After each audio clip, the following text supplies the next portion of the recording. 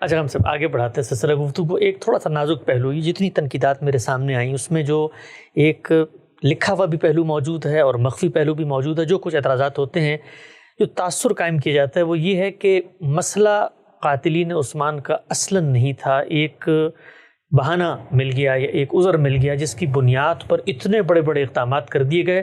اور آگے پھر جو کچھ ہوا، یعنی صرف یہ نہیں تھا کہ جی آپ نے مثال طور پہ مطالبہ کیا، آپ کے دل میں بڑا درد تھا سیدنا عثمان کے قاتلین کو کٹہرے میں لانے کا، انصاف کی تلاش کے لیے آپ نے مثلا کوئی ان کے ورثاء کے ساتھ ہمدردی کا اظہار کیا، بلکہ جو اقدامات پے در پہ آگے ہوتے چلے گئے، اس کے بعد جنگیں ہوئیں، اس میں خون بہانے سے بھی انکار نہ کیا گیا، تو لوگوں کے دل میں یہ شک اور شبہ پیدا ہوتا ہے. سیدنا امیر معاویہ کے بارے میں بہت معذرت کے ساتھ میں آپ کی خدمت میں یہ رکھ رہا ہوں کہ مسئلہ جو ہے اصلاً یہ نہیں تھا، مسئلہ یہ تھا کہ جی ہمیں اقتدار منتقل ہونا چاہیے، اس کے لیے ایک موقع مل گیا، ایک بہانہ مل گیا، اس کی بنیاد پر جتنی اقدامات کیے جا سکتے تھے وہ اقدامات کیے گئے. جب اس طرح کے معاملات سیاسی یا معاشرتی سطح پر ہوتے ہیں تو ان میں اقدامات کو دیکھنے کے دو حساب یہ ہیں.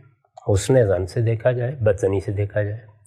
تو دونوں جانب حسن ظن سے بھی دیکھ لیجئے اور بدظنی سے بھی دیکھ لیجئے. حسن ظن کے تقاضے سے ہم سیدنا علی کے بارے میں یہ کہتے ہیں کہ انہوں نے نیک نیتی سے یہ سمجھا مسلمانوں کا نظم درہم برہم ہے، ایک خلیفہ یا حکمران کو شہید کر دیا گیا ہے، یہ لوگ بلوا کر کے آئے ہیں، انہوں نے مدینے پر قبضہ کیے رکھا ہے، اگر لوگوں کو بے سر چھوڑ دیا گیا تو اس سے انارکی پیدا ہوگی. اس وقت یہ مجھ پر اعتماد کر رہے ہیں اور باقی لوگ بھی اعتماد کریں گے تو مجھے آگے بڑھ کر حکومت کا نظم سنبھال لینا چاہیے. حسن ظن کے پہلو سے دیکھا جائے یہ بڑی معقول بات نظر آتی ہے. یعنی ایک بغاوت ہو گئی ہے، اس بغاوت میں یہ ہم جانتے ہیں کہ کئی دن تک مدینے میں لوگوں کے لیے مسجد میں جانا ناممکن ہو گیا. جو لوگ بغاوت کر کے آئے ہوئے تھے انہوں نے مسجد نبوی پر قبضہ کر لیا ہوا تھا. سیدنا عثمان محاصرے میں رہے کئی دن تک، ان تک پانی پہنچانا بھی مشکل ہو رہا تھا. اس طرح کی صورتحال میں ایک بڑا حادثہ ہوا، ان کی تدفین بھی ایک مسئلہ بن گئی. اتنا بڑا حادثہ ہو جانے کے بعد سیدنا علی نے اگر یہ محسوس کیا کہ ایسے موقعوں پہ حکومت سنبھال لینی چاہیے، اگر یہ اس وقت میری اطاعت کرنے کے لیے تیار ہے تو یہ میرے تحت آ جائیں گے تو معاملات کو ہم درست کر لیں گے. نیک نیتی کے ساتھ یہ محسوس کیا. یہ زاویہ ہے. ایک دوسرا زاویہ بھی ہے کہ پہلے سے بیتاب بیٹھے تھے، ان لوگوں کو ابھارنے کا معاملہ بھی انہوں نے کیا. انہی کے گھر میں محمد بن ابو بکر نے پرورش پائی ہے. ایک لحاظ سے وہ ان کا بیٹا ہی تھا، یعنی وہ صاحبزادے تو سیدنا صدیق کے ہیں، لیکن فوراً ہی بعد ابھی شاید 1-2 سال کے تھے، اس وقت میرے ذہن میں نہیں ہے، لیکن بہت چھوٹی عمر میں وہ سیدنا علی کے گھر میں آ گئے، کیونکہ سیدنا صدیق کی اہلیہ نے سیدنا علی سے شادی کر لی تھی. تو انہی کے یہاں پرورش ہوئی. وہی سب سے آگے تھا اس ساری بغاوت میں. یہ ساری کی ساری اسکیم بنائی اس مقصد کے لیے کی گئی کہ بنو امیہ کے ایک حکمران موجود ہیں، ان کا خاتمہ ہو، اور میں بھی اب بوڑھا ہو رہا ہوں تو میرے لیے بھی اقتدار کا راستہ نکلے. تو کیا رائے قائم کریں گے؟ یہ چیزوں کو دیکھنے کا دوسرا زاویہ ہے.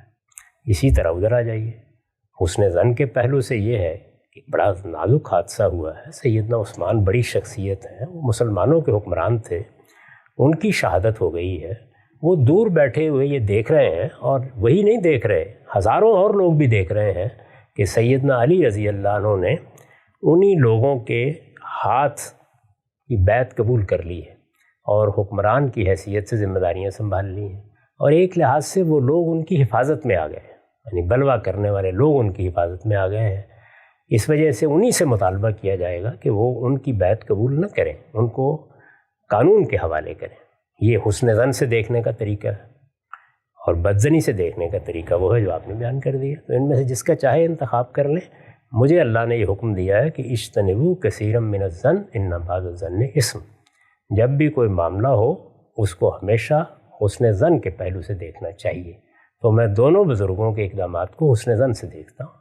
میرے نزدیک سیدنا علی نے بھی دیانتداری کے ساتھ خیرخواہی کے جذبے سے اپنی طرف سے ایک تدبیر کو صحیح سمجھ کے اقدام کیا، اور سیدنا معاویہ نے بھی اس خیال سے کہ یہ کیا بات ہوئی کہ مسلمانوں کا حکمران شہید کر دیا جائے، مرکز میں اتنے بڑے پیمانے پہ بغاوت ہو اور وہی لوگ جو قتل میں آگے آگے ہیں وہ دائیں بائیں کھڑے ہو جائیں آگے.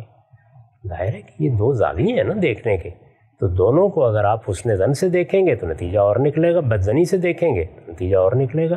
اس میں ہر شخص کا انتخاب ہے, میں نے اپنا انتخاب بتا دیا. میں تو دونوں بزرگوں کے اقدامات کو حسن ظن ہی سے دیکھتا ہوں. تو بہت ہی خوب, بڑے ہی یہ فکر آمیز نقطہ تھا جو آخر میں آپ نے پیش کیا.